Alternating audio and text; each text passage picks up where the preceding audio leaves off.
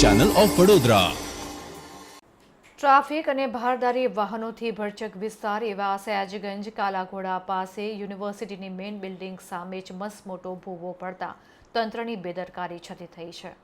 વડોદરામાં ચોમાસાની સિઝનમાં શહેરના મોટાભાગના વિસ્તારમાં ભૂવા પડવાનો સિલસિલો શરૂ થયો હતો, જે આજ દિન સુધી ચાલુ રહેતા મહાનગરપાલિકાના તંત્ર દ્વારા રોડ રસ્તા બનાવવાની પોલમપોલ ખુલ્લી થઈ ગઈ છે। ચોમાસા બાદ પણ વડોદરા શહેરમાં ભર શિયાળામાં જાહેર માર્ગો ઉપર ભૂવા પડવાનો સિલસિલો યથાવત જોવા મળી રહ્યો છે। ત્યારે આજે ટ્રાફિક તેમજ રાહદારીઓથી ધમધમતા એવા સયાજીગંજ વિસ્તારમાં કાલાઘોડા પાસે આવેલ અને યુનિવર્સિટી સુધીના ગેટની સામે જ ભૂવો પડતા ટ્રાફિક જામના દ્રશ્યો સર્જાઈ રહ્યા છે।